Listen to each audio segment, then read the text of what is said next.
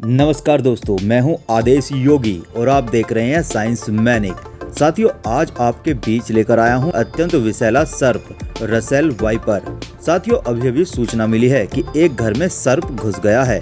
आइए देखते हैं कहां है और कौन सा है। लगता है इसमें अंदर चला गया है।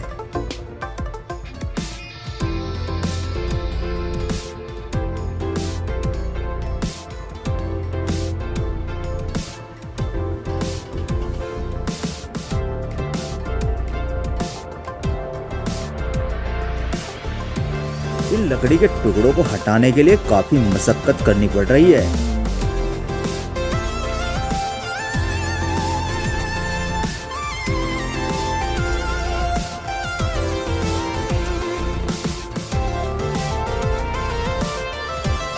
एक और मजे की बात है दोस्तों, जहाँ सर्प होता है वहाँ कोई पास भी नहीं आता। सारी साफ सफाई खुद ही करनी पड़ती है।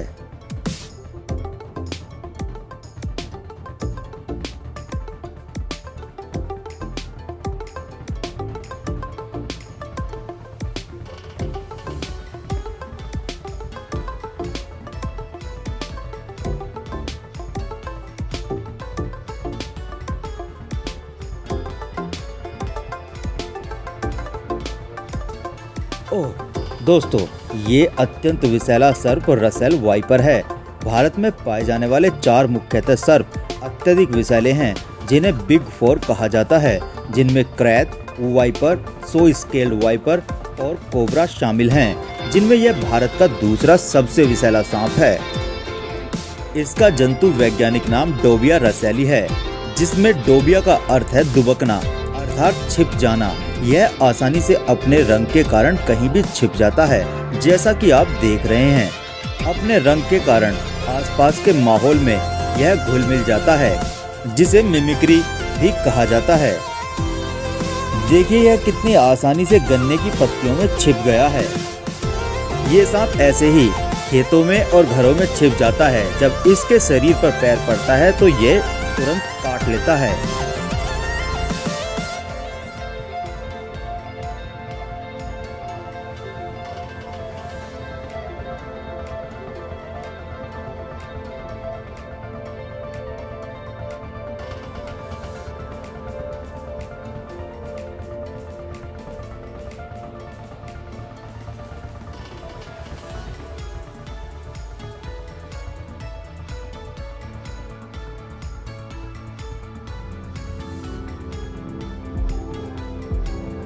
भारत में लगभग 2.5 लाख मौत इसके काटने से होती हैं। तो चलिए दोस्तों, इसको पकड़कर कुछ जानकारी साझा करते हैं। आपको कड़ी चेतावनी दी जाती है कि भूलकर भी आप ऐसा कभी ना करें, क्योंकि एक छोटी सी गलती आपकी जान ले सकती है। देखिए, इसका मुंह भाले के अगले हिस्से यानी तिकोने के जैसा होता है। इसके सर पर दोनों तरफ गहरे रंग के धब्बे पाए जाते हैं। सर के आगे की ओर किनारों की तरफ पीली धारियां पाई जाती हैं। इसके सर का जो फूला हुआ भाग आप देख रहे हैं, यहीं पर इसकी विष ग्रंथियां मौजूद होती हैं। अगर इसकी विष ग्रंथियों को निकाल दिया जाए तो इसका हेड एकदम से पिचक जाएगा। अगर इसके हेड का सारा विष निकाल दिया जाए तो भी इसका हेड पतला हो जाएगा। इसका धड़ मोटा तथा पूंछ पतली होती है। आप इसकी पूंछ का आकार देख सकते हैं, जो सामान्यतः काफी छोटा होता है। जैसा कि आप देख रहे हैं, इसके पूरे शरीर पर गोल गहरे धब्बे पाए जाते हैं तथा नीचे की तरफ धब्बों की 3 लाइनें तो पूरी होती हैं, एक ऊपर की तरफ व एक दोनों तरफ, और नीचे ये धब्बे अधूरी धारियों के रूप में होते हैं। नीचे की तरफ सफेद पीले भाग पर ये छोटी छोटी चित्तियां होती हैं। देखो मेरे स्पर्श के साथ साथ कैसे इसकी मांसपेशियां गति कर रही हैं।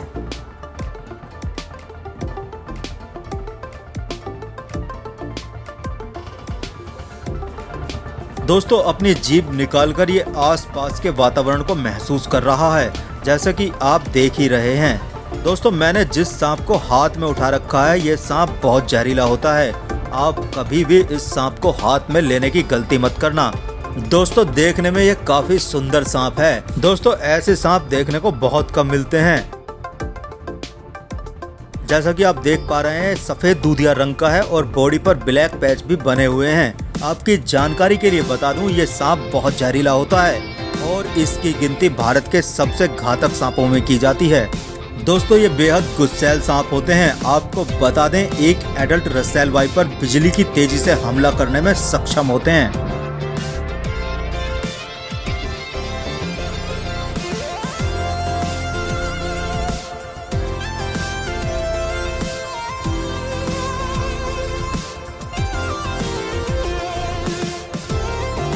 आपको बता दूं डी रसेली की अधिकतम लंबाई 165 सेंटीमीटर तक हो सकती है, यानी एक इंसान के जितनी। आपके सामने जमीन पर यह शांत पड़ा हुआ सांप कैसे गहरी गहरी सांसें ले रहा है। दोस्तों मैं इसकी सांस लेने की आवाज सुन पा रहा हूँ।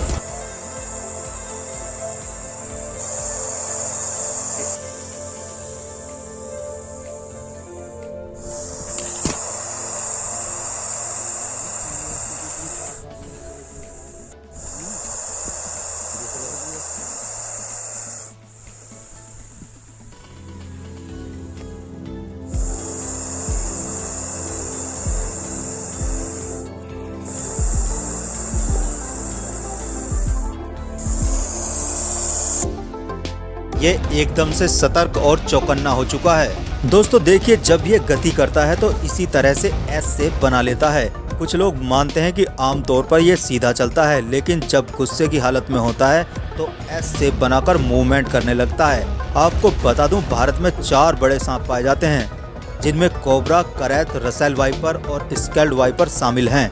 ये भारत के सबसे खतरनाक सांप माने जाते हैं। इनका जहर रक्त को जमा देता है। रसेल वाइपर को भारत में कोरीवाला के नाम से भी जाना जाता है। हालांकि यह इंडियन करैत से कम खतरनाक सांप नहीं होता। जिस तरह से ये कुंडली मारकर पड़ा है आप आसानी से इसकी बॉडी को देख सकते हैं। बॉडी पर आपको स्पष्ट रूप से 3 कलर दिख रहे होंगे, जिनमें सबसे ज्यादा है मटमैला जो ऑलमोस्ट पूरी बॉडी पर फैला हुआ है। काले पैच जो बॉडी पर गैप में फैले हैं, जिनके किनारे प्योर व्हाइट हैं। कभी कभी ये किनारे पीले कलर के भी होते हैं। अगर आप पूंछ की तरफ देखेंगे तो ये ब्लैक पैच आपको नहीं दिखेंगे। आपको बता दूं रसेल वाइपर सबसे अधिक पंजाब में पाया जाता है। गंगा और आसपास के क्षेत्रों में यह प्रजाति बहुत कम देखने को मिलती है। रसेल नाम के एक वैज्ञानिक ने इस सांप पर खूब अध्ययन किया था, जिसके कारण उन्हीं के नाम पर इसका नाम रसेल पड़ा। वैसे तो ये स्वभाव से बहुत शर्मीला होता है, मगर छेड़े जाने पर काट लेता है। इसका जहर खून को थक्कों में बदल देता है, यानी हीमोटॉक्सिक होता है। रसेल वाइपर को दबोया सांप या दबोया रसेली भी बोला जाता है। भारतीय उपमहाद्वीप के मूल निवासी फैमिली वाइपरेडे का ये सदस्य है और ये एक विषैले सांप की प्रजाति है। जैसा कि आप देख रहे हैं इसका सिर चपटा, त्रिकोणीय और गर्दन से अलग होता है। थूथन यानी स्नाउट थोड़ा सा कुंद, गोल और थोड़ा उठा हुआ होता है। और भी क्लियर आपको इसके मुंह को दिखाएंगे जैसे ही ये थोड़ा शांत होगा। देसी लोग इसे कटुका रेटुला पोड़ा भी कहते हैं। आपको बता दें उड़ीसा और बंगाली में इस सांप को चंद्रबोड़ा और चंदोबर कहा जाता है, क्योंकि इसके पूरे शरीर में लेंटिकुलर या अधिक सटीक चंद्रमा जैसे निशान पाए जाते हैं, जैसा कि आप देख भी रहे होंगे। मणिपुर में इस सांप को लिंडू बोला जाता है और इसके साथ एक लोक कथा भी जुड़ी हुई है। मराठी में इस सांप को घोड़ा कहा जाता है। भारत में 4 बड़े सांपों में से डी रसेली कई सर्पदंश घटनाओं के लिए जिम्मेदार माना गया है और ये कई विषैले सांपों की मौत का कारण भी बन जाता है। जैसा कि आप देख पा रहे हैं फिलहाल ये नखरे में है। आपको बता दूं कि D russelii Bharat, Sri Lanka, Bangladesh, Nepal, Myanmar, Thailand, Pakistan, Cambodia, Tibet, चीन, ताइवान और इंडोनेशिया आदि देशों में पाया जाता है। रसेल की भारत में सबसे ज़्यादा स्पीशीज पंजाब में देखी गई हैं। अगर बात दक्षिण भारत की करें तो ये मुख्य रूप से कर्नाटक और बंगाल में खूब मात्रा में पाए जाते हैं, लेकिन गंगा घाटी, उत्तरी बंगाल और असम में ये बहुत कम देखने को मिलते हैं। साथ ही साथ दोस्तों म्यांमार में भी इसकी कई प्रजातियों को देखा गया है। आपको बता दूं ये इतना खतरनाक होता है कि धोखे से भी वार कर सकता है।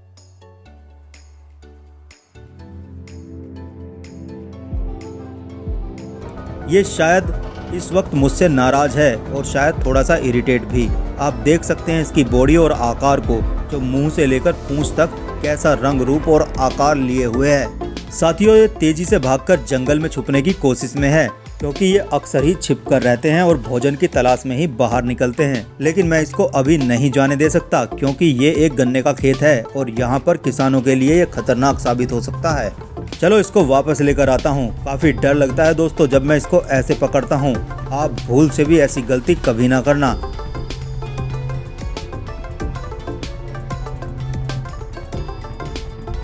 दोस्तों, डी रसैली एक स्थलीय सांप है और सक्रिय रूप से एक वनीय निशाचर है, यानी रात में ही ज्यादा निकलते हैं।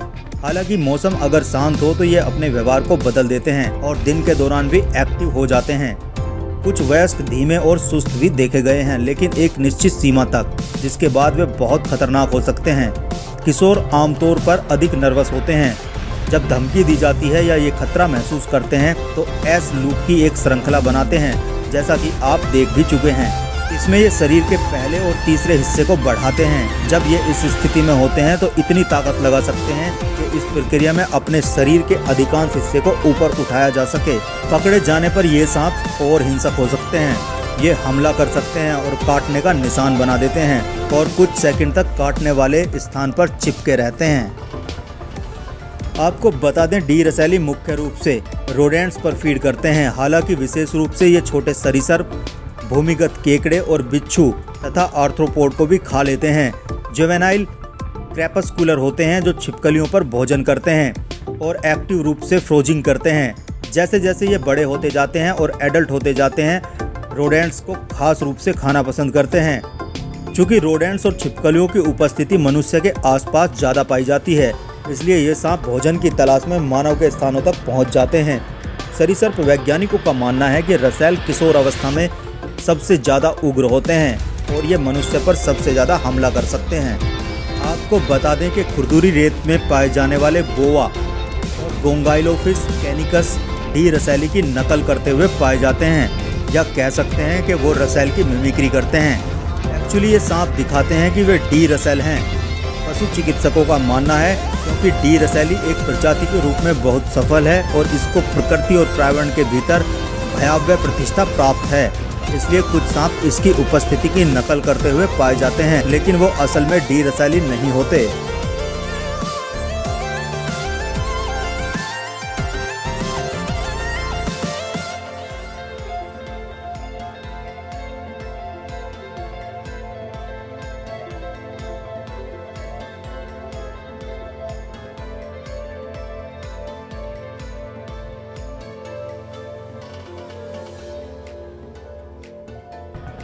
अब मैंने इसको अपने हाथ में पकड़ लिया है। जैसा कि मेरा तो सांपों के प्रति गहरा लव है, इसलिए मेरी दोस्ती इनसे आसानी से हो जाती है।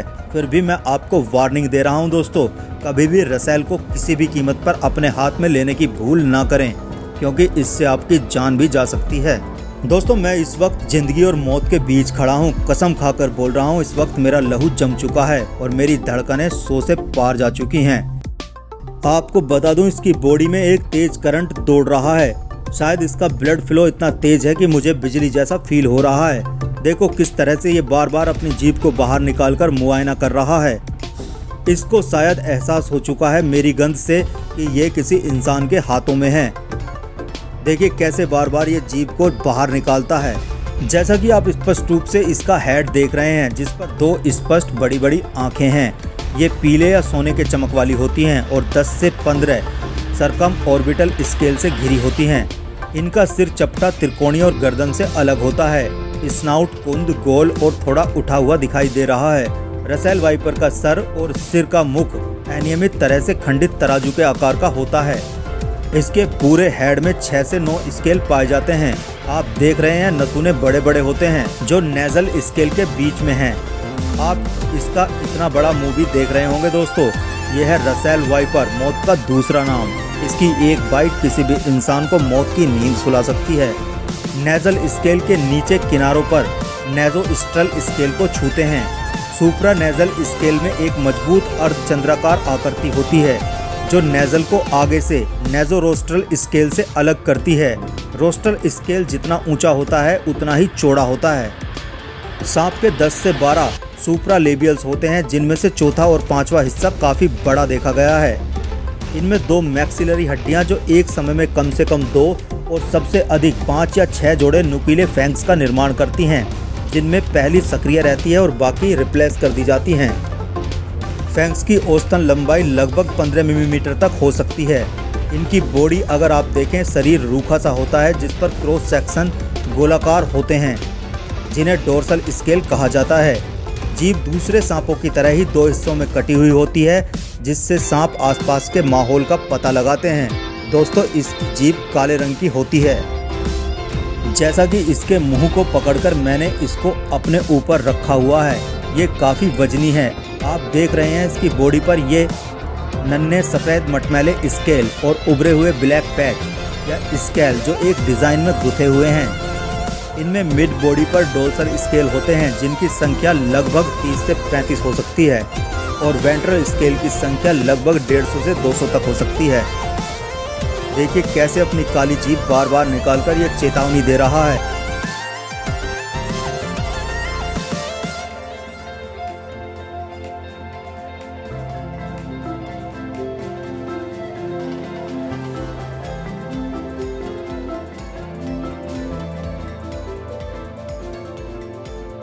दोस्तों, अगर बात इसके वेनम या जहर की जाए तो डी रसैली के व्यक्तिगत नमूनों द्वारा निर्मित विष की मात्रा काफ़ी होती है। वेस्ट नमूनों के लिए रिपोर्ट की गई विष की मात्रा 150 से 250 मिलीग्राम है। अधिकांश मनुष्य के लिए एक घातक खुराक लगभग 40 से 70 मिलीग्राम होती है। सामान्य तौर पर विषाक्तता यानी जहर का असर 5 अलग अलग विष अंशों के कॉम्बिनेशन पर निर्भर करता है।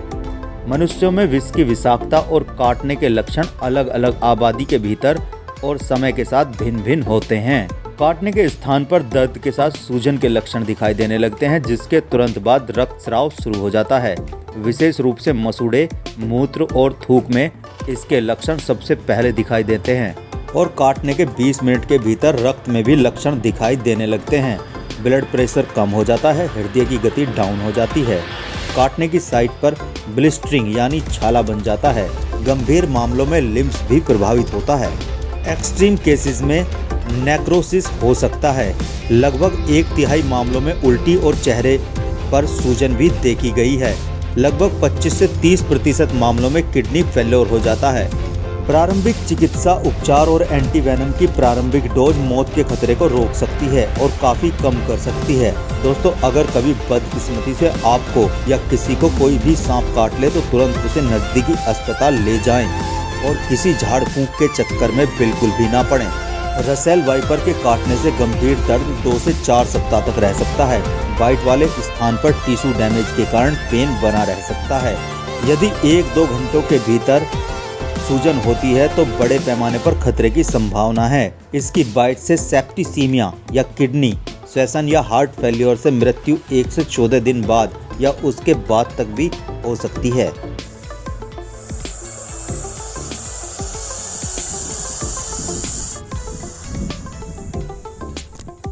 तो अब हम इस प्रकृति के नायाब जीव को वापस से प्रकृति माता को ही समर्पित कर देते हैं ताकि यह अपने नेचुरल हैबिटेट में रह सके।